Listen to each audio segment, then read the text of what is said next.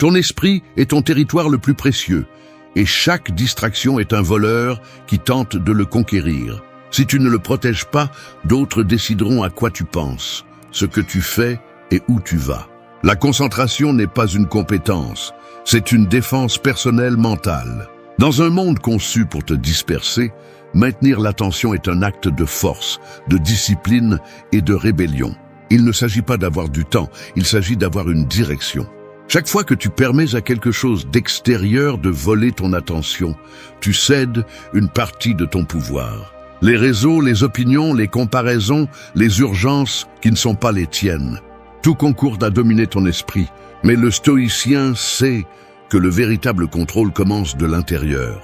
La concentration n'est pas de résister une fois, c'est de résister tous les jours. C'est se réveiller avec clarté et décider ce qui mérite ton énergie. Les gens perdent leur chemin, non pas parce qu'ils ne savent pas ce qu'ils veulent, mais parce qu'ils permettent au bruit de les faire oublier l'essentiel. Se concentrer, c'est se rappeler qui tu es lorsque le monde essaie de te distraire. C'est avoir la force de choisir ce qui est important et de laisser mourir ce qui est sans importance. Tu n'as pas besoin de tout faire, tu as besoin de bien le faire. Tu n'as pas besoin de vitesse, tu as besoin de but. Maîtriser ta concentration, c'est devenir le maître de ton esprit, le gardien de ton calme et le constructeur de ton destin. Celui qui contrôle son attention, contrôle sa vie.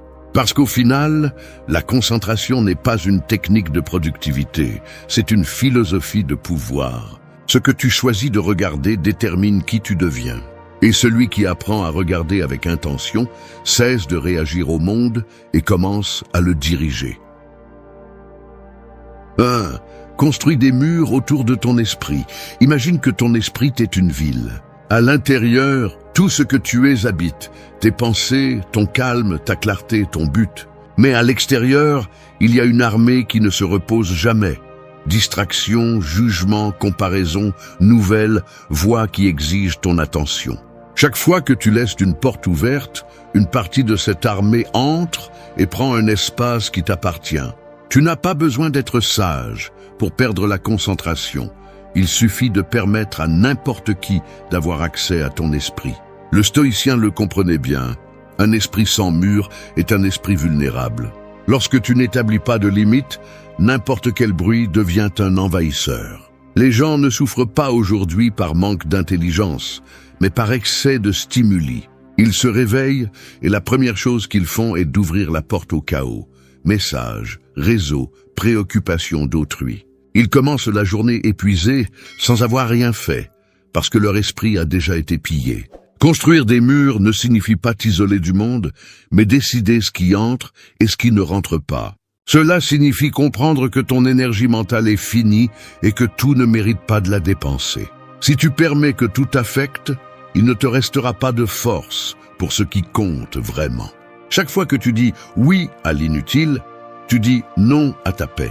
La concentration commence lorsque tu apprends à fermer la porte à ce qui ne te construit pas. La première étape est de protéger ton environnement mental avec la même gravité avec laquelle tu protégerais ta maison. Tu ne laisses pas n'importe qui entrer dans ta maison, alors pourquoi dans ton esprit? Prends soin de ce que tu vois, de ce que tu entends, de ce que tu consommes. Les idées sont aussi des aliments. Certaines te renforcent, d'autres t'intoxiquent lentement. Si tu remplis ton esprit de déchets émotionnels, tes pensées finiront par sentir la même chose. Les stoïciens pratiquaient la vigilance interne. Chaque pensée qui entrait était examinée. Cette pensée me rend-elle plus fort ou plus faible? Me rapproche-t-elle de la vertu ou m'en éloigne-t-elle? C'était leur façon de construire des murs, non pas avec des briques, mais avec de l'attention. Tu peux aussi le faire. Chaque fois que tu choisis de ne pas réagir, tu construis. Chaque fois que tu dis « cela ne mérite pas mon énergie », tu renforces tes murs. Et bien sûr, certains t'accuseront d'être froid ou distant. Tu ne l'es pas, tu es conscient. La véritable force n'est pas de s'ouvrir à tout, mais de savoir discerner. Il ne s'agit pas d'être insensible, mais d'être sage. Personne ne peut rester calme s'il vit sans frontières mentales. Construire des murs autour de ton esprit est un acte de respect envers toi-même. C'est déclarer que tout n'a pas accès à ton attention, que ta paix n'est pas à vendre, que ta concentration est sacrée. Celui qui maîtrise ce principe commence à marcher différemment. Il parle moins, observe plus, agit seulement quand quelque chose vaut son énergie. Avec le temps, ce mur devient quelque chose de plus grand, ta forteresse intérieure. Les gens pourront donner leur avis, le monde pourra crier, mais à l'intérieur de toi, il y aura du silence. Et dans ce silence naît la clarté. Ne te laisse pas tromper. Le monde ne s'effondre pas par manque d'amour, mais par manque de concentration. Protéger ton esprit, c'est protéger ta vie. Alors ne t'excuse pas de construire tes murs. Tu ne le fais pas pour fuir, tu le fais pour rester. Parce que celui qui se protège de l'extérieur peut entendre sa voix intérieure. Et quand tu y arrives, tu comprends quelque chose de puissant. La concentration n'est pas un enfermement, c'est la liberté. La liberté de penser clairement au milieu du bruit. La liberté d'être toi sans interruption. 2. Nettoie ta vie du bruit invisible. Le bruit le plus dangereux n'est pas celui que tu entends, c'est celui que tu ne remarques pas. Il ne vient pas des haut-parleurs, ni des cris, ni de la foule. Il est caché dans de petites distractions déguisées en normalité. C'est cette habitude de vérifier ton téléphone toutes les minutes, de t'inquiéter de ce que pensent les autres, de consommer des informations qui ne t'apportent rien. Ce bruit est invisible parce qu'il se déguise en habitude, mais son effet est brutal. Il te vole ta concentration, il te draine ton énergie et te rend incapable d'écouter ta propre voix. Le stoïcien le savait. L'ennemi n'est pas toujours à l'extérieur, il habite souvent dans la routine. Si ton esprit est saturé de stimuli, il n'y a pas de clarté possible. C'est comme essayer de voir ton reflet dans un lac agité. Plus tu regardes, plus tu ne verras que de la distorsion. Nous vivons entourés de mouvements constants, mais nous confondons mouvement avec progrès. Ce qui génère le plus de bruit n'est pas ce qui interrompt ta journée, mais ce qui interrompt ton esprit. Chaque message que tu n'as pas besoin de lire, chaque vidéo qui n'apporte rien, chaque conversation vide que tu maintiens par obligation est une petite fuite d'énergie. Et quand ces fuites s'additionnent, tu finis épuisé sans avoir rien fait. Ce n'est pas un manque de temps, c'est un excès de distraction. C'est pourquoi nettoyer ta vie du bruit invisible n'est pas un luxe, c'est une nécessité si tu aspires à la clarté mentale. Commence par observer. Qu'est-ce qui te prend de l'énergie sans te donner rien en retour? Peut-être sont-ce les réseaux sociaux, peut-être sont-ce les personnes qui n'apportent que du drame, peut-être est-ce ton propre dialogue interne rempli de plaintes et de comparaisons. Tout cela est du bruit, et plus tu le nourris, moins tu entendras ton but. Les stoïciens pratiquaient l'ataraxie, un état de tranquillité qui naît lorsque tu apprends à ignorer ce que tu ne peux pas contrôler. Il ne s'agissait pas de se déconnecter du monde, mais de filtrer l'essentiel. Chaque stimulus qu'ils éliminaient était un pas vers la liberté intérieure. Fais de même.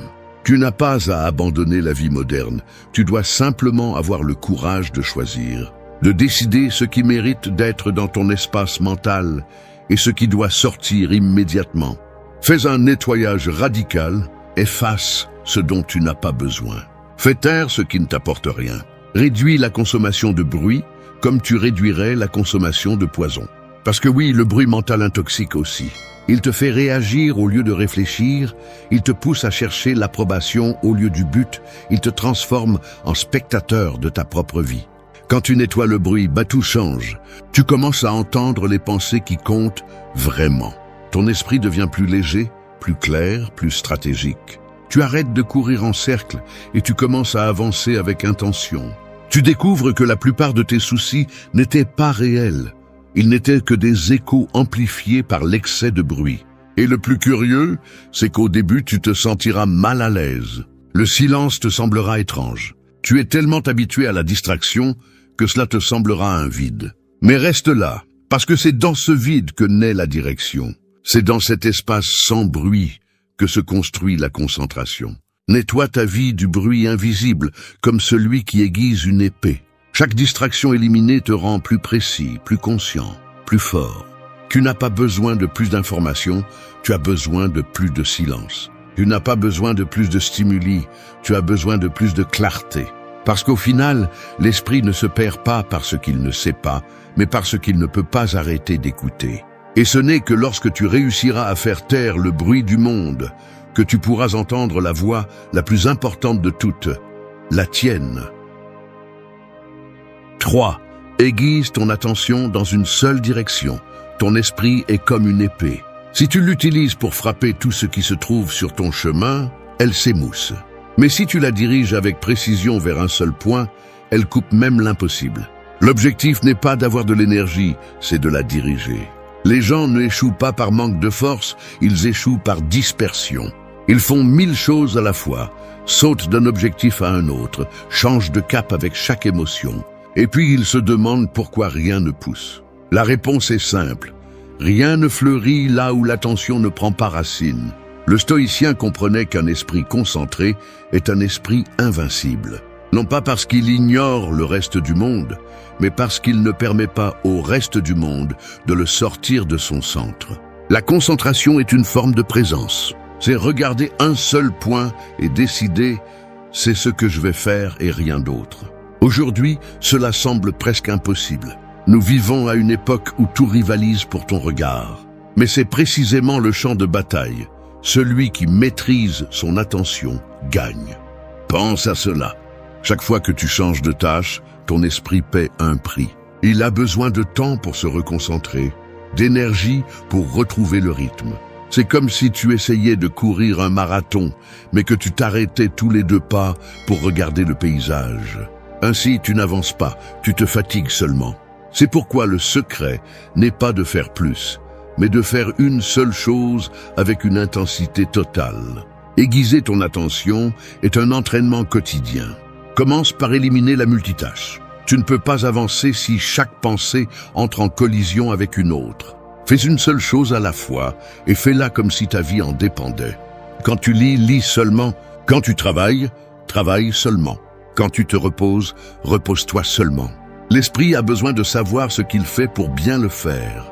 Les stoïciens pratiquaient la concentration comme un acte de vertu. Sénèque disait que celui qui poursuit trop d'objectifs n'en atteint aucun, car l'esprit dispersé est esclave du désordre. C'est pourquoi il s'entraînait à la discipline de l'intention unique. Chaque action avait un but, chaque moment une direction. Il ne vivait pas par impulsion, il vivait par intention. Tu peux aussi le faire. Demande-toi, qu'est-ce qui mérite mon attention aujourd'hui? Et quand tu l'auras décidé, bloque tout le reste. Éteins les notifications, ignore les distractions et plante ton attention comme une flèche. Il ne s'agit pas d'obsession, il s'agit de respect pour ton énergie. Ton attention est limitée, utilise-la sagement. Et voici la partie la plus puissante.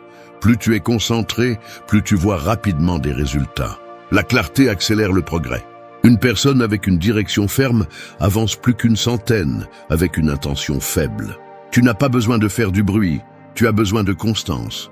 Tu n'as pas besoin de prouver quoi que ce soit, tu as besoin de présence. Quand tu y arriveras, tu remarqueras un changement profond. Les choses qui te semblaient impossibles deviennent atteignables. Tu ne te noies plus dans l'anxiété de vouloir tout en même temps. Tu commences à ressentir un calme étrange, le calme de celui qui sait où il va. Parce que quand l'attention s'aiguise, l'esprit cesse de se disperser et commence à créer. Aiguiser ton attention dans une seule direction, c'est construire du pouvoir à partir de la concentration. C'est comprendre que tu ne peux gagner aucune bataille si tu ne sais pas laquelle tu es en train de mener. Alors choisis ton objectif et coupe tout ce qui ne te mène pas à lui. Parce que dans un monde distrait, l'attention totale n'est pas une faiblesse. C'est ton arme la plus dangereuse. 4. Transforme ton espace en un temple de la concentration. Ton environnement parle, même si tu ne dis pas un seul mot. Chaque objet, chaque bruit, chaque détail qui t'entoure façonne ton esprit sans que tu t'en rendes compte. Le chaos externe finit toujours par devenir un chaos interne. C'est pourquoi celui qui cherche la clarté doit commencer par l'endroit où il vit. Tu ne peux pas espérer avoir des pensées ordonnées si tu vis au milieu du désordre. Ton espace physique est le reflet le plus sincère de ton état mental. Le stoïcien le savait, l'esprit a besoin de structure. Marc Aurèle écrivait entouré de silence, avec le strict nécessaire, parce qu'il comprenait que la simplicité est la mère de la profondeur. Aujourd'hui, nous vivons entourés d'excès. Écran, distraction visuelle, stimuli qui rivalisent pour notre attention. Nous voulons penser avec précision, mais nous travaillons dans des lieux saturés. Nous voulons ressentir le calme, mais nous vivons dans des environnements bruyants. Nous voulons nous concentrer, mais nous habitons le désordre. Transforme ton espace en un temple de la concentration. Tu n'as pas besoin de luxe, tu as besoin de but. Chaque chose devant toi doit avoir une raison d'être là. Si quelque chose ne te motive pas, cela te distrait. Si quelque chose ne t'inspire pas, cela te vide. Commence par nettoyer, pas seulement la poussière, mais aussi l'énergie.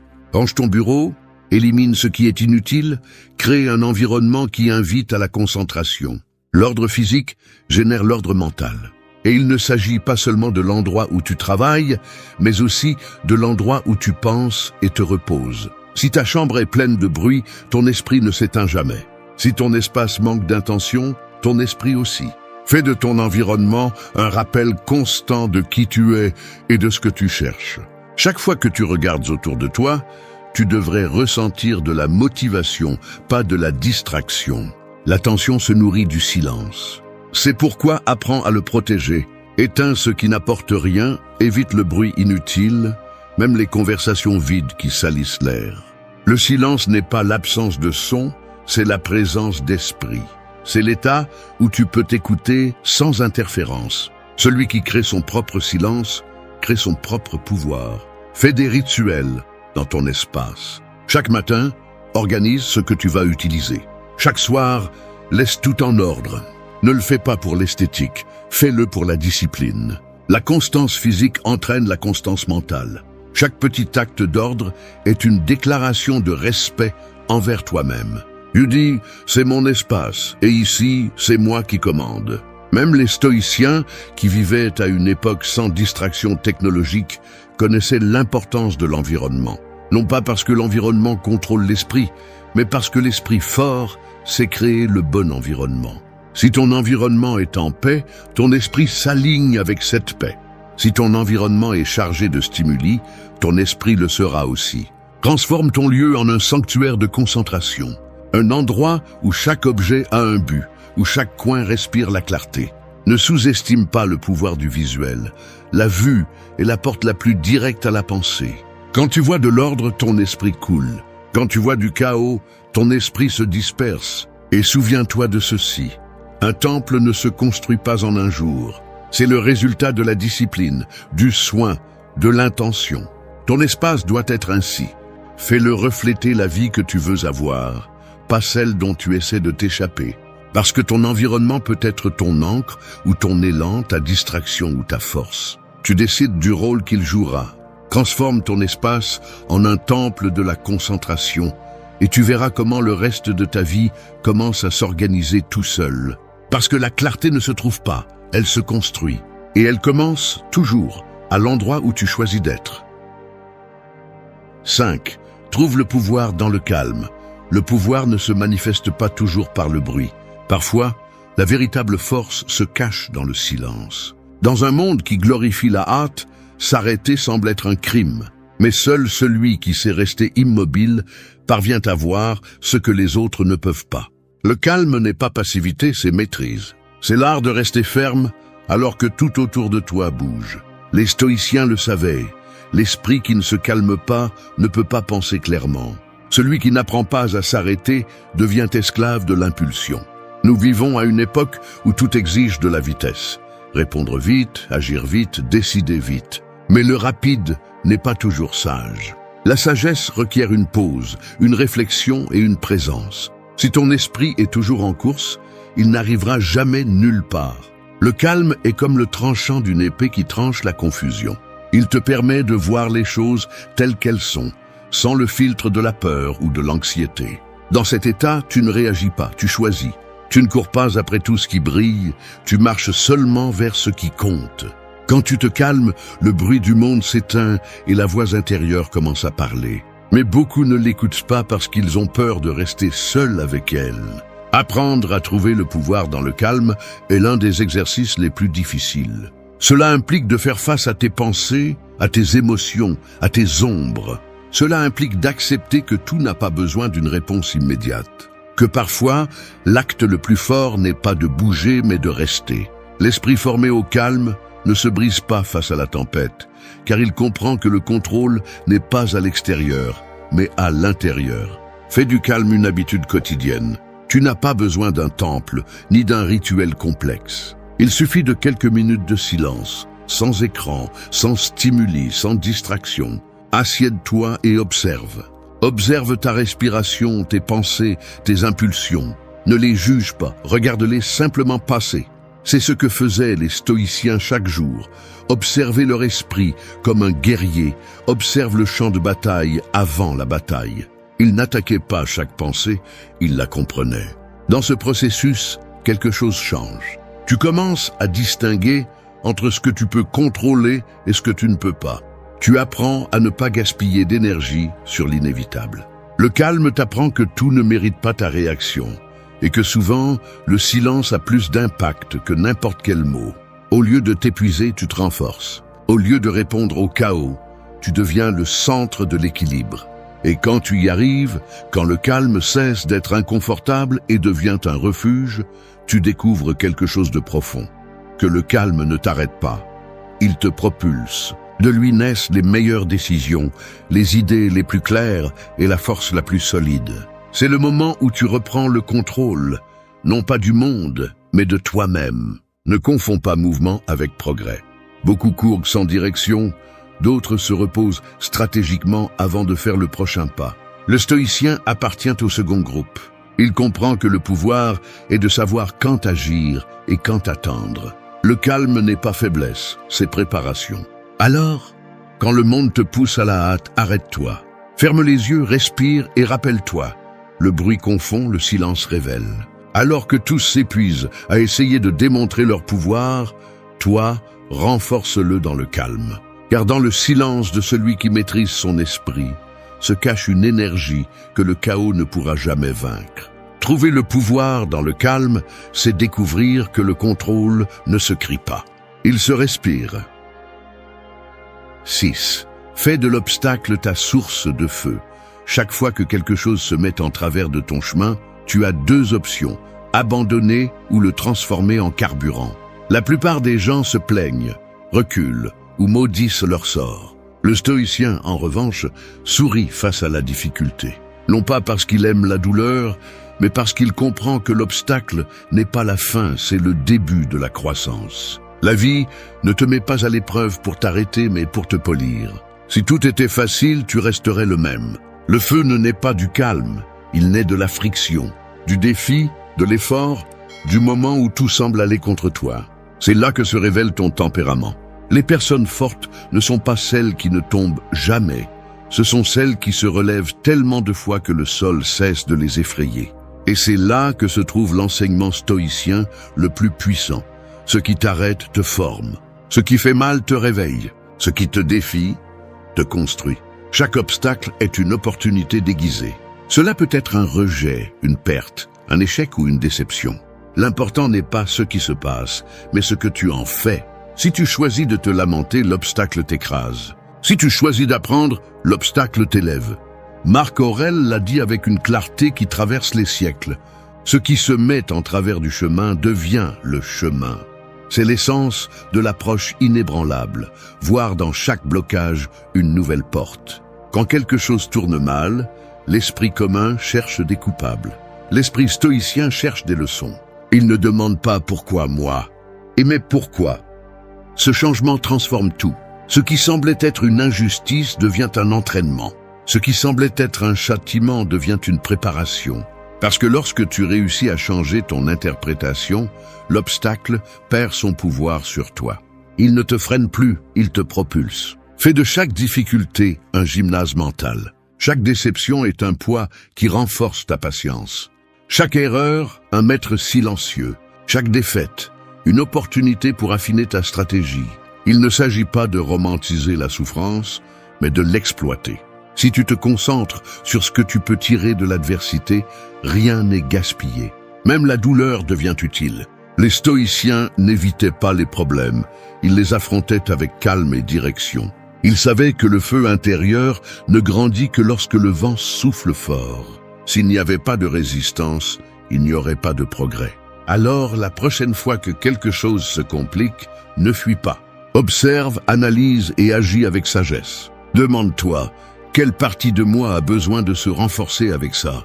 C'est cette mentalité qui transforme l'obstacle en pouvoir. Et lorsque tu adopteras cette attitude, tu remarqueras que rien ne t'arrête complètement. Les échecs ne font plus aussi mal, les critiques ne te paralysent plus, les retards ne te frustrent plus. Parce que tu comprends que chaque difficulté a une fonction, te forger. La vie te durcit non pas pour te détruire, mais pour te préparer. L'approche réelle ne consiste pas à attendre un chemin sans problème, mais à marcher avec sérénité, même lorsque le terrain devient hostile. Fais de l'obstacle ton feu. Ne le fuis pas, nourris-toi de lui. Plus le défi est difficile, plus l'esprit qui le surmonte est fort. Et à la fin, quand tu regarderas en arrière, tu ne verras pas une vie de trébuchement, mais une vie d'entraînement. Chaque pierre aura été un maître, chaque chute une épreuve surmontée. Parce que pendant que beaucoup se consument dans la plainte, tu auras appris à allumer ton feu avec les mêmes braises qui ont éteint les autres. C'est ce qui distingue le stoïcien. Il ne choisit pas les circonstances, il choisit comment les transformer. 7. Conquérir la voix dans ta tête. Cette voix que tu entends quand personne d'autre ne parle peut être ton plus grand allié ou ton pire ennemi. C'est celle qui te pousse à avancer ou celle qui te sabote avant même de commencer. Tu peux avoir du talent, de la discipline et un but, mais si ton esprit t'attaque de l'intérieur, tu finiras par perdre des batailles qui n'ont même pas commencé. L'esprit indiscipliné n'a pas besoin d'ennemis extérieurs. Il est capable de te détruire tout seul. Le stoïcien savait que la lutte la plus dure n'a pas lieu dans le monde extérieur, mais en soi.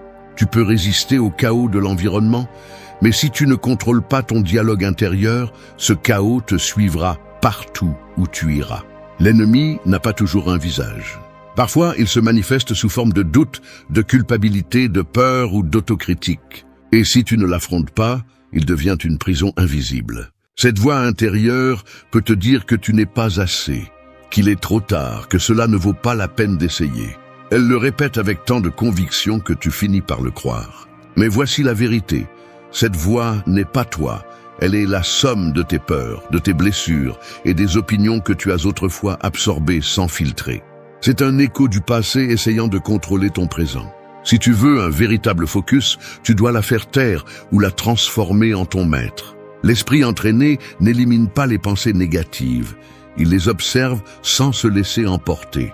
Tout comme un gardien surveille les murs de sa forteresse, tu dois surveiller tes pensées. Chaque idée qui entre peut te construire ou te saboter. Sénèque l'expliquait simplement.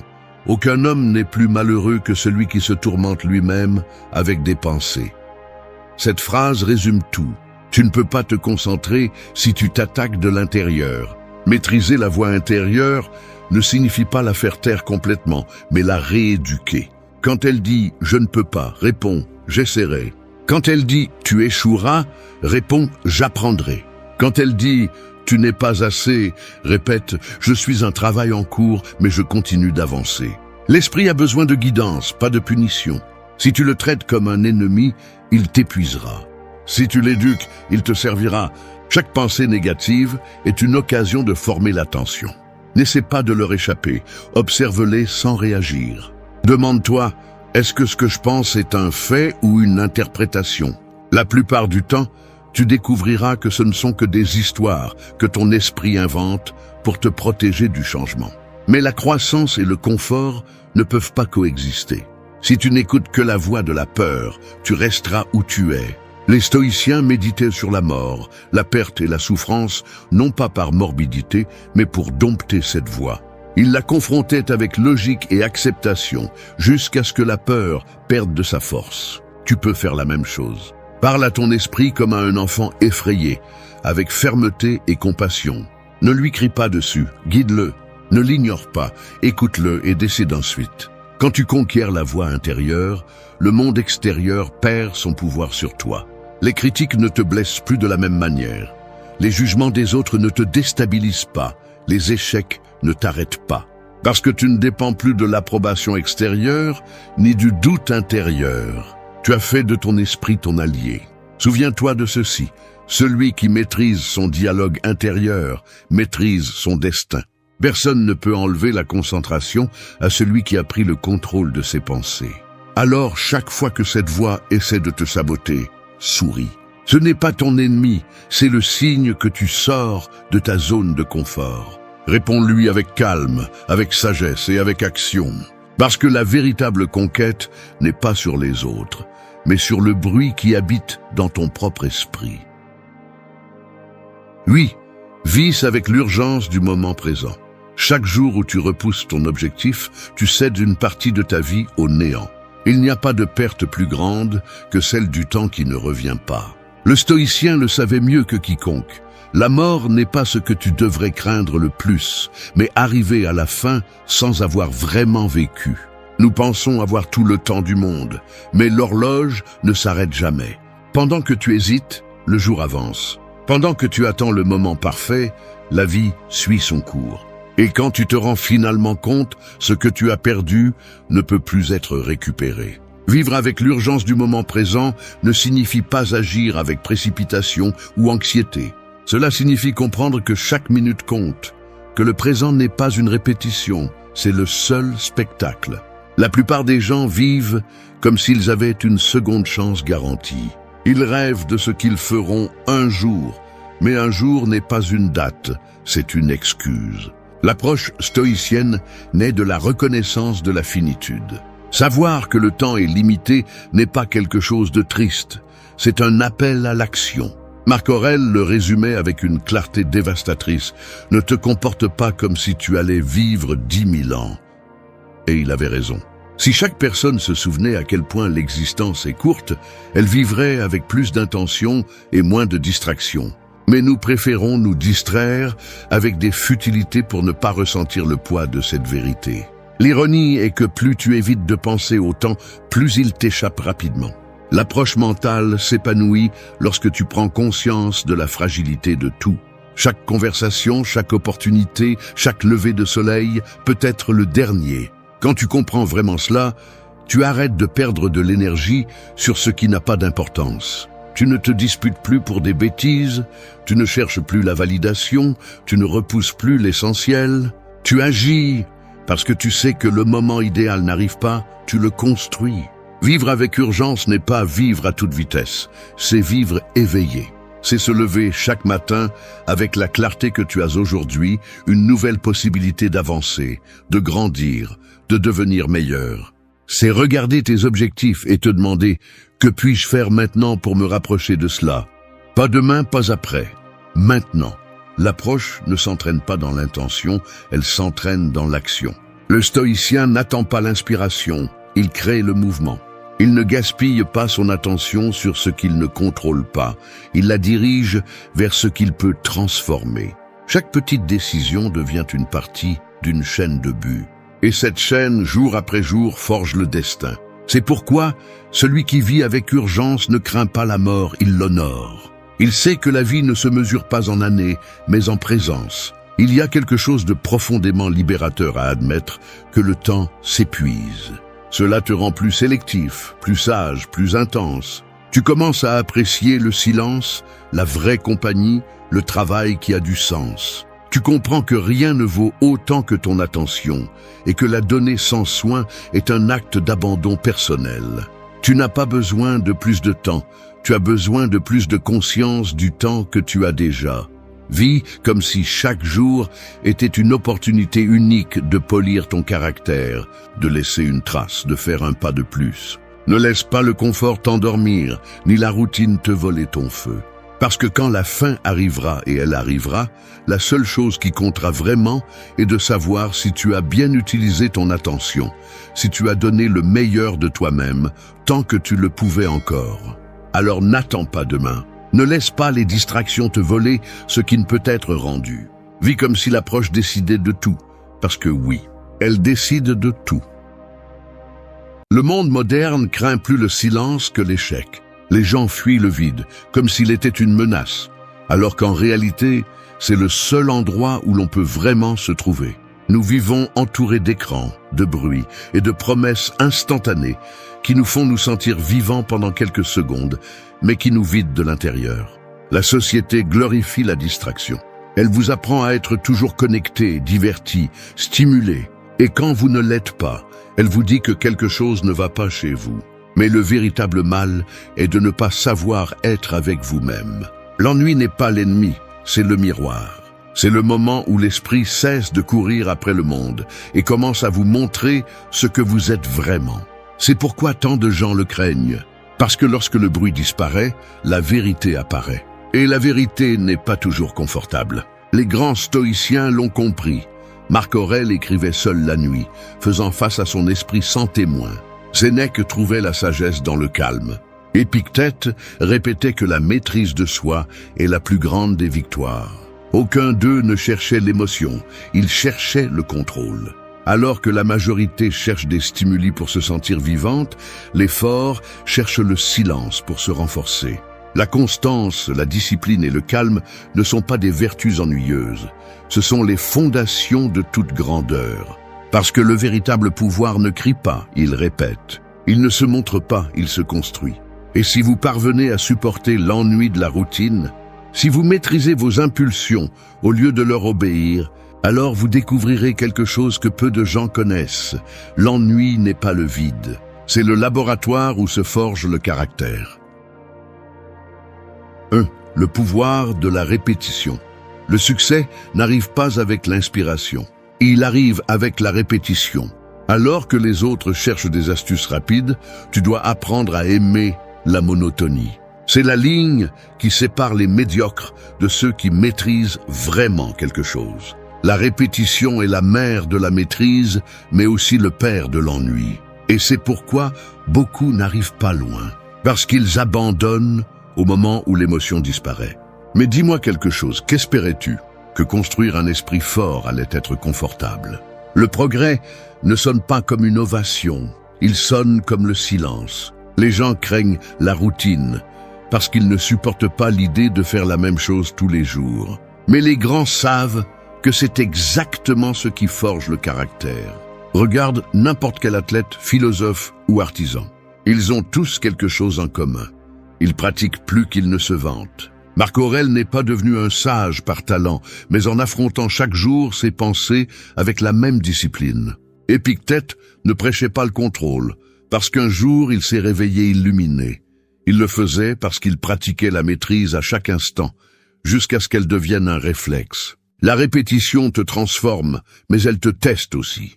Elle te confronte à ta propre impatience. Quand tu répètes une action sans résultats immédiats, ton esprit commence à protester. Il te dit « ça ne marche pas, c'est inutile ». Mais en réalité, ce qu'il ne supporte pas, c'est le vide entre l'effort et la récompense. Ce vide est l'endroit où ta force grandit. Chaque jour que tu répètes, tu entraînes plus qu'une compétence. Tu entraînes ta capacité à rester ferme quand personne ne t'applaudit. Le pouvoir de la répétition réside dans sa simplicité apparente. Faire la même chose semble insignifiant, mais chaque répétition est une pierre de plus dans le mur que tu construis. Un mur de tempérament, de patience et de concentration. Personne ne voit le travail invisible, et c'est bien. Tu n'as pas besoin de validation externe. Ta récompense est interne, la sérénité de savoir que tu te tiens à toi-même. Chaque jour que tu répètes une habitude, même si tu ne vois pas de résultat, tu envoies un message à ton esprit. Je contrôle. Pas mes émotions, pas mes distractions, pas mes envies. Moi, c'est le pouvoir. La répétition est le langage de la maîtrise personnelle. C'est le feu lent qui purifie l'esprit et durcit l'esprit. C'est pourquoi les faibles l'évitent. Ils ont besoin de sentir constamment de la nouveauté pour ne pas affronter leur vide intérieur. Sois différent, répète, lève-toi à la même heure. Entraîne-toi même si tu n'en as pas envie. Étudie quand personne ne te regarde. Médite même si ton esprit crie d'ennui. La grandeur n'est pas dans ce que tu fais une fois avec passion, mais dans ce que tu fais 1000 fois avec un but. La répétition ne te prive pas de liberté, elle te la donne. Car chaque acte répété consciemment est une affirmation de ton contrôle. Le pouvoir n'est pas dans le fait de faire plus, mais de faire mieux la même chose. Et quand tu apprends à te mouvoir dans ce rythme, Quand ta vie devient une chorégraphie de constance, quelque chose change. Tu commences à ressentir du respect pour toi-même. Et le respect de soi est la base de toute force réelle. Alors arrête de chercher la motivation. Et cherche la répétition. Parce que les hommes forts ne se lèvent pas inspirés. Ils se lèvent déterminés. Et ils le refont jour après jour, jusqu'à ce que leur vie entière devienne une preuve silencieuse que l'ennui, en réalité, n'a jamais été ennuyeux. C'était le terrain d'entraînement où naissent les indestructibles. 2. Maîtrise tes impulsions. La plupart des gens sont esclaves de leurs impulsions, et ils ne le savent même pas. Ils courent après chaque désir comme des chiens poursuivant un os invisible. Ils agissent avant de penser, parlent avant d'écouter et regrettent après. La société moderne t'a appris que si tu ressens quelque chose, tu dois agir immédiatement. Si tu as faim, tu manges. Si tu t'ennuies, tu regardes ton téléphone. Si tu es triste, tu publies quelque chose. Mais ce schéma, ce besoin constant de réagir est la racine de ta faiblesse. Maîtriser tes impulsions n'est pas une option, c'est une déclaration de pouvoir. L'impulsion est cet instant où le corps crie et l'esprit s'éteint. C'est le moment où tu décides de te contrôler ou de devenir la marionnette de tes émotions. Le stoïcien comprend cela. La liberté ne consiste pas à faire ce que tu veux, mais à ne pas être dominé par tes désirs. Épictète le disait sans détour. Personne n'est libre, à moins de se dominer lui-même.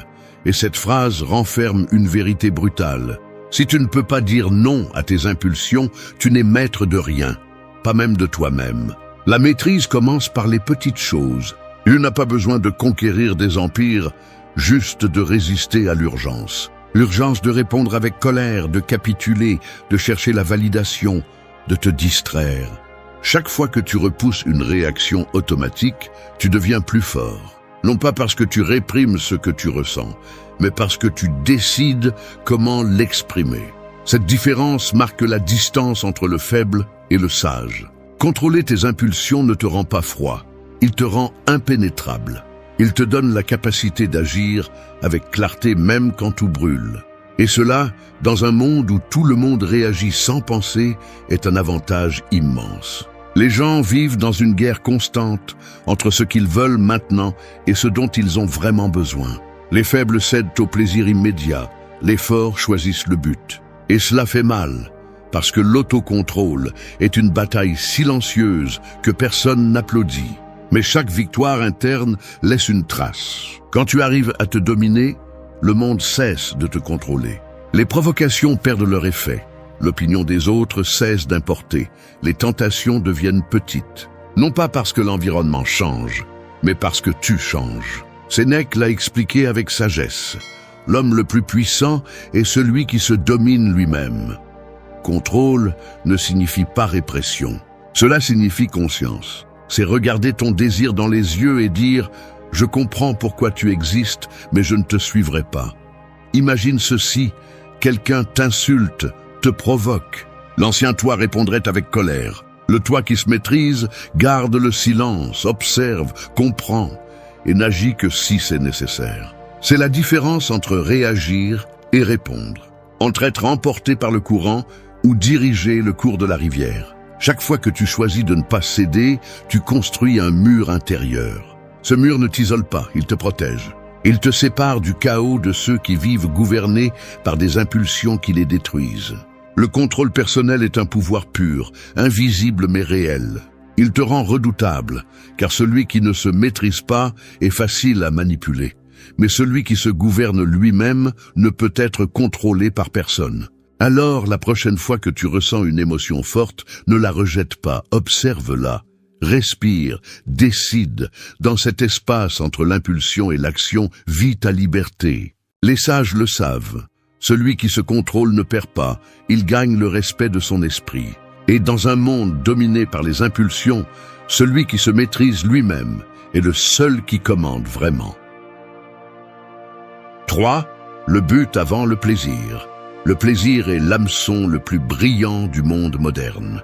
Tout ce que tu vois, tout ce que tu consommes est conçu pour te faire te sentir bien pour un instant et vide ensuite. On nous a programmés pour chercher une gratification constante, un j'aime, un achat, un nouvel objectif qui ne dure qu'un jour. Mais personne ne t'apprend à supporter le silence, l'attente, la frustration qui accompagne inévitablement toute chose qui en vaut vraiment la peine. Le plaisir crie, le but chuchote. Et c'est pourquoi si peu de gens l'entendent. Le plaisir te donne une étincelle momentanée.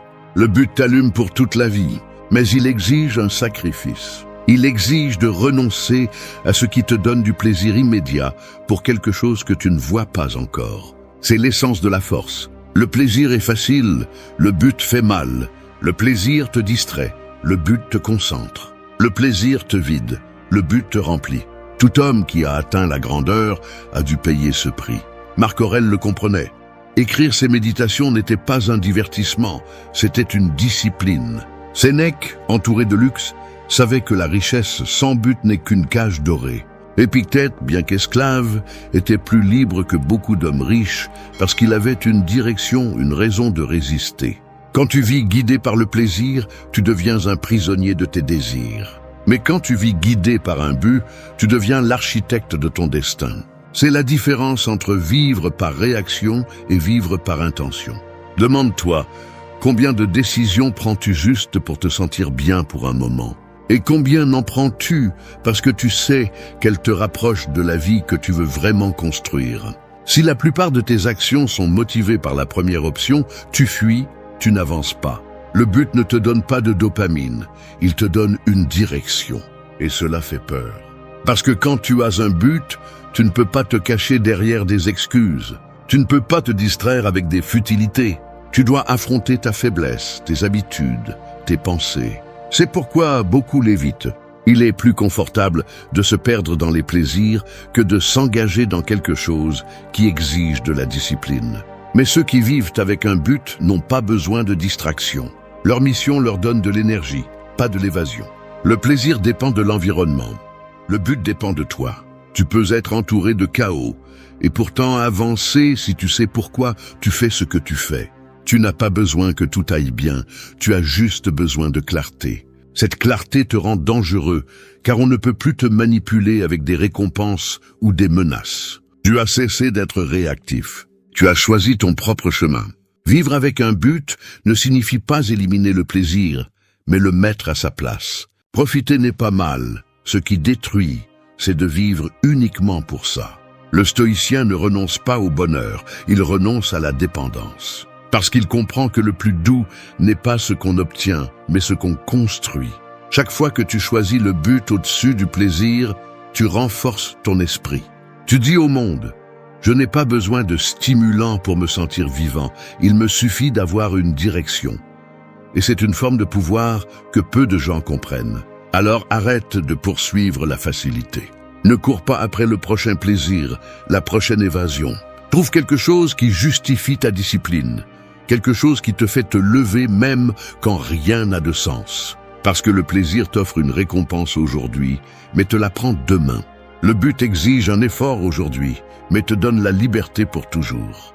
Et quand tu comprendras cela, tu arrêteras de chercher à te sentir bien et tu commenceras à te construire bien. Parce que le plaisir t'endort, mais le but te réveille. 4. Force dans le calme. Nous vivons à une époque où les gens confondent le bruit avec le pouvoir. Ils pensent que celui qui crie le plus gagne, que celui qui se montre le plus vaut plus. Mais la véritable force ne fait jamais de scandale. La véritable force est celle qui reste calme lorsque tout autour s'effondre. C'est le type de pouvoir qui n'a pas besoin de prouver quoi que ce soit, car il se soutient lui-même. Et ce calme, dans un monde qui court sans réfléchir, est presque révolutionnaire. Contrôler le calme ne signifie pas être passif. Cela signifie maîtriser le feu intérieur pour qu'il ne te consume pas. Cela signifie agir avec précision lorsque tout le monde agit par impulsion. Dans une tempête, le faible panique. Le fort observe, analyse, attend, et seulement alors il bouge. Cette pause est ce qui sépare un sage d'un impulsif. Parce que le calme n'est pas l'absence d'émotion, c'est la présence de conscience. Marc Aurèle le savait. Il gouvernait un empire entier et pourtant, chaque nuit, il écrivait pour se rappeler de ne pas perdre le contrôle. Si tu es perturbé par quelque chose d'extérieur, la douleur ne vient pas de la chose, mais de ton jugement sur elle, disait-il. C'est l'essence du calme. Comprendre que tu ne contrôles pas les faits, seulement ton interprétation d'eux. Alors que d'autres gaspillent de l'énergie en réagissant, tu conserves la tienne en pensant. Cette différence définit le cours de ta vie. Le monde te pousse à réagir rapidement, à répondre sans réfléchir, à prouver que tu es présent. Mais le calme est une forme de rébellion. C'est regarder le chaos dans les yeux et dire « tu ne vas pas m'entraîner ». Le calme ne s'achète pas, il se forme. Et chaque fois que tu choisis de ne pas exploser, tu renforces tes fondations internes. Tu transformes ton esprit en un refuge, pas en un champ de bataille. Les gens pensent que rester calme est facile. Ce n'est pas le cas. Cela demande du courage. Cela nécessite de savoir que tu n'as pas à répondre à tout, que tout ne mérite pas ton énergie, que le silence parfois frappe plus fort que 1000 mots. Le calme est le langage de ceux qui ne cherchent pas à gagner des discussions, mais à préserver leur paix. Et c'est un niveau de force que beaucoup n'atteindront jamais, car pour rester calme au milieu du bruit, tu dois d'abord t'être confronté à toi-même.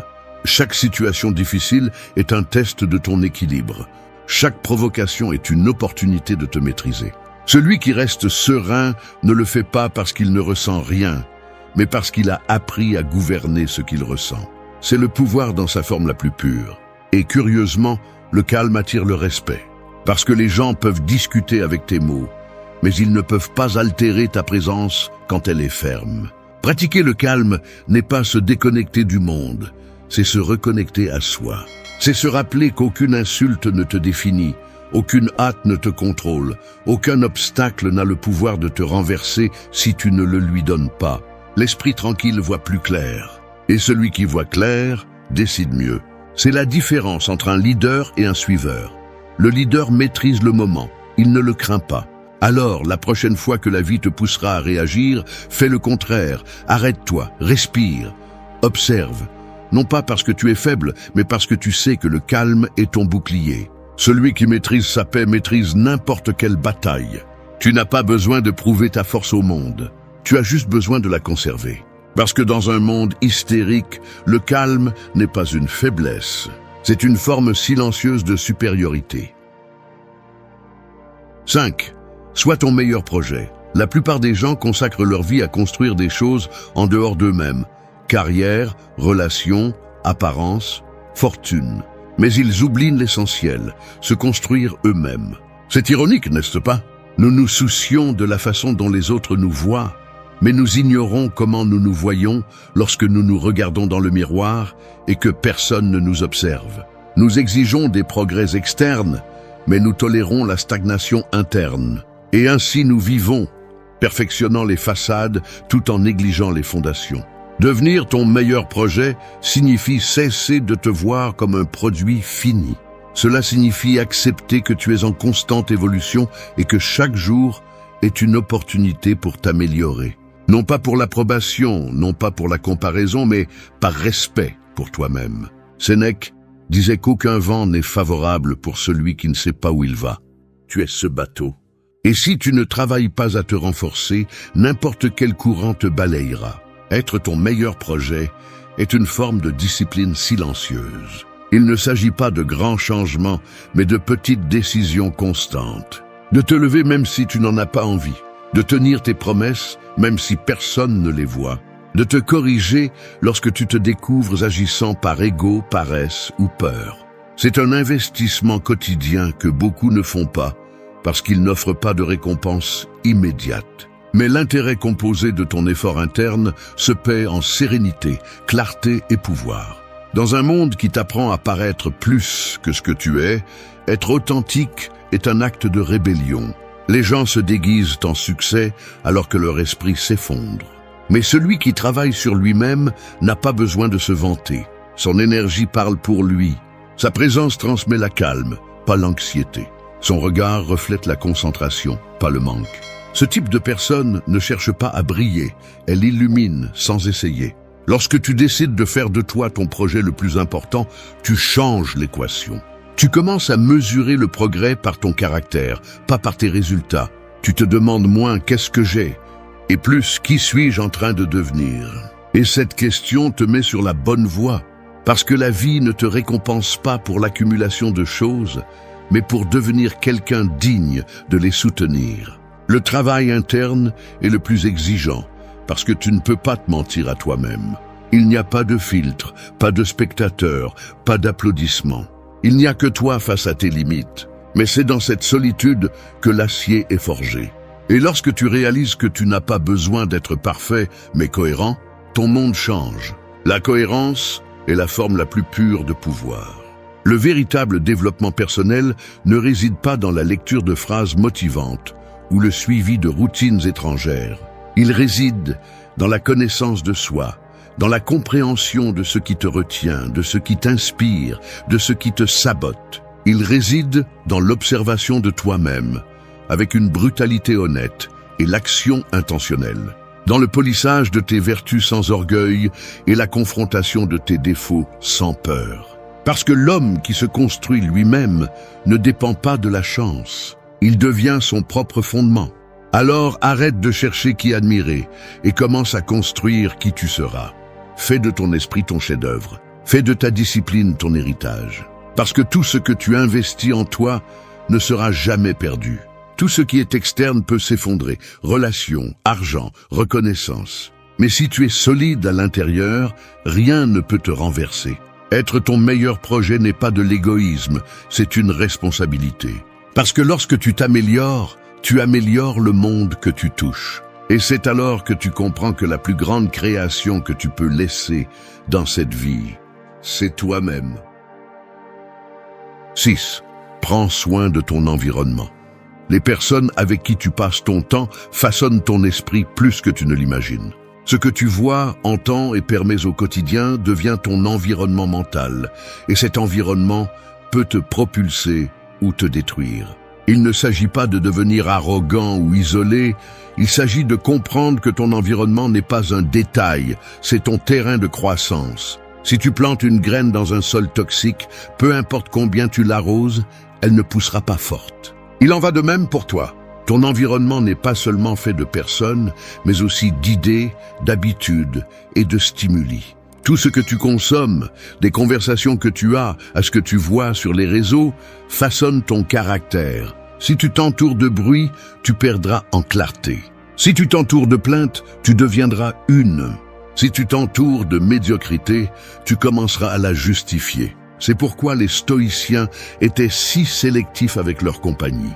Ils savaient que l'esprit est contagieux.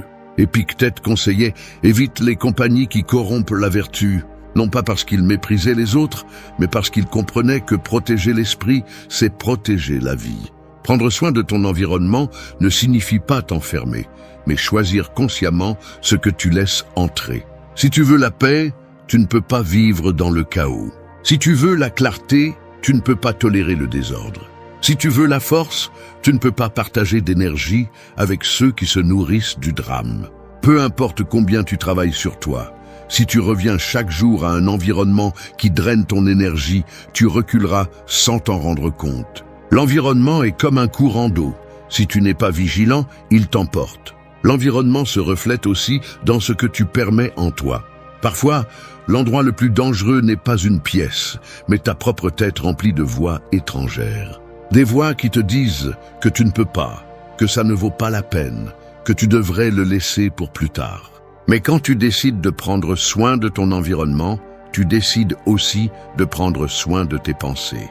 Tu commences à nettoyer non seulement ton espace physique, mais aussi ton espace mental. Et ce nettoyage apporte du pouvoir. Le silence peut être inconfortable au début, mais il est aussi sacré. Quand tu élimines le bruit externe, ce qui compte vraiment apparaît. L'esprit s'ordonne, l'âme respire et ton but retrouve sa forme. Tu ne peux pas construire une vie forte à partir d'un terrain contaminé.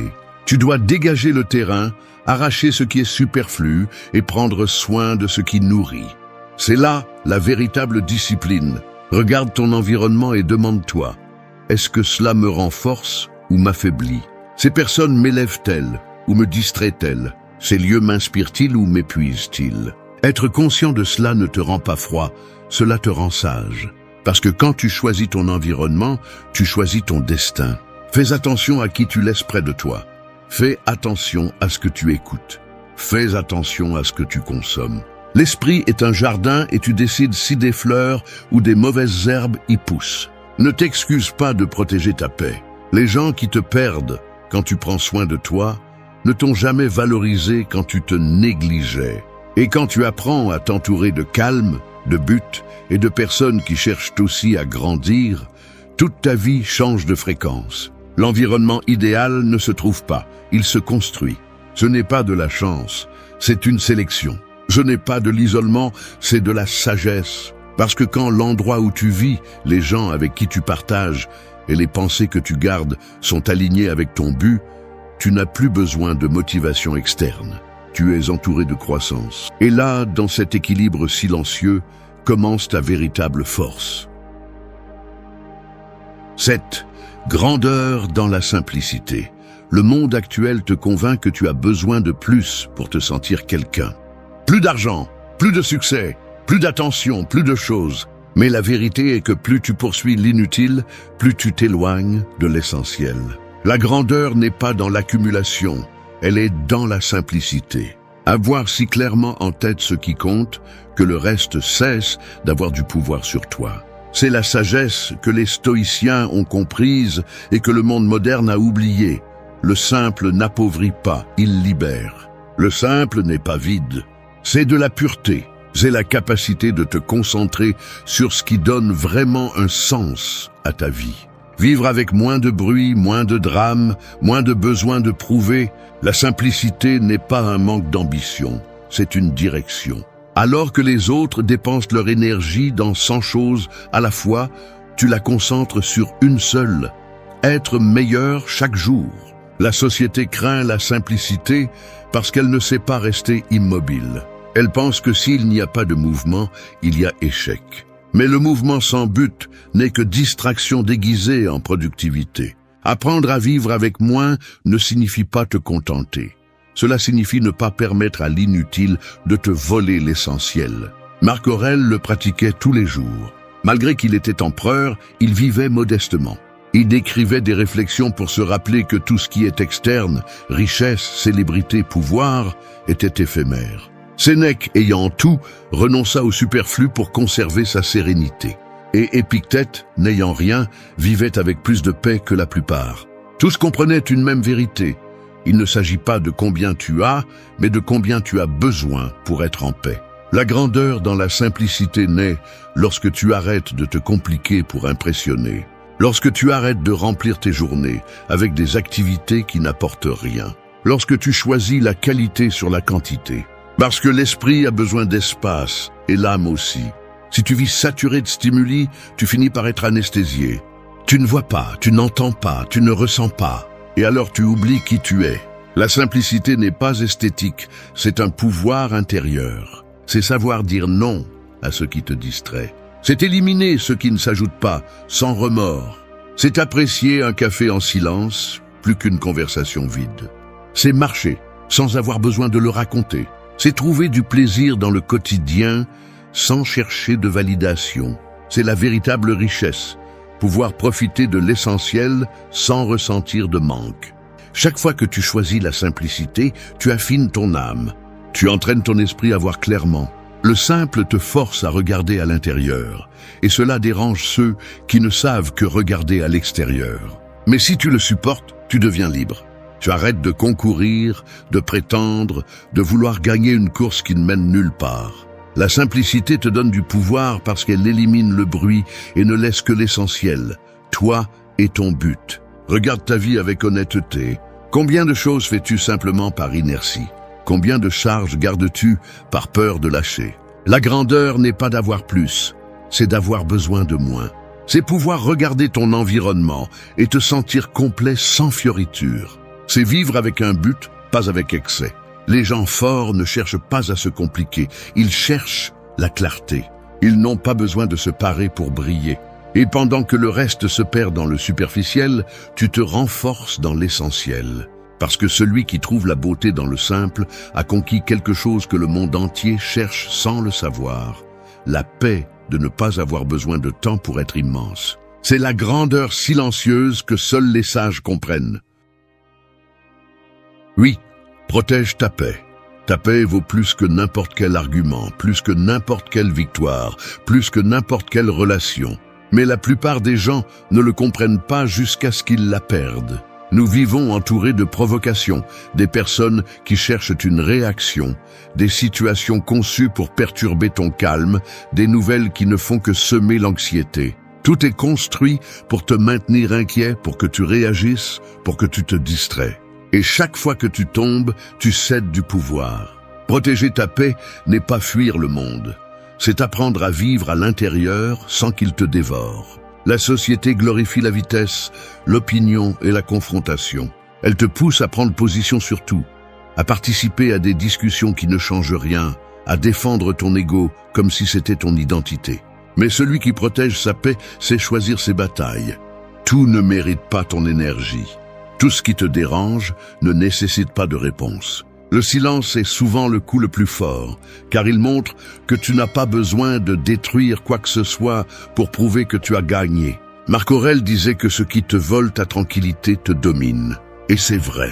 Si tu laisses n'importe qui ou n'importe quelle situation contrôler ton état émotionnel, alors tu restes esclave. La véritable liberté ne se mesure pas par le nombre de portes que tu peux ouvrir, mais par le nombre de portes que tu peux fermer sans te sentir coupable. Protéger ta paix, c'est apprendre à te retirer avant de te perdre. C'est fixer des limites, même à ce que tu aimes, si cela commence à te vider. Ta paix est le centre de ta force. Sans elle, tout le reste s'effondre. Tu ne peux pas penser clairement, tu ne peux pas décider fermement, tu ne peux pas grandir avec un but. C'est pourquoi l'homme sage ne cherche pas à avoir raison, il cherche à être en équilibre. Et cet équilibre se défend, se soigne, se protège comme un trésor. Les gens confondront ton calme avec l'indifférence, mais peu importe. Ils vivent en guerre avec tout, même avec eux-mêmes, pas toi. Tu choisis d'être en paix, et ce choix est ton plus grand acte de pouvoir. Protéger ta paix ne signifie pas éviter le conflit, mais l'affronter sans perdre le contrôle. C'est regarder le chaos avec un esprit tranquille et agir avec intelligence, pas avec colère. C'est dire non sans culpabilité, c'est t'éloigner sans rancune, c'est comprendre que parfois la distance est une marque de respect envers toi-même. Il y aura ceux qui ne supporteront pas ta sérénité parce qu'elle les confronte à leur propre désordre. Ils essaieront de t'entraîner dans leur bruit. Ne tombe pas. La provocation cherche toujours de la compagnie et tu n'es pas obligé d'y assister. Garder ta paix est un art que peu maîtrisent parce qu'il nécessite du courage. Il faut accepter que tu n'as pas besoin de prouver quoi que ce soit, que ne pas répondre est aussi une réponse, que ton silence peut être plus fort que leurs cris. Tu ne peux pas contrôler le monde, mais tu peux contrôler comment tu le traverses. Et si tu réussis à garder ta paix intacte pendant que tout bouge autour de toi, tu seras devenu quelqu'un d'imperturbable. Non pas par froideur, mais par force. La paix ne se trouve pas, elle se construit. Elle se construit avec de petites décisions,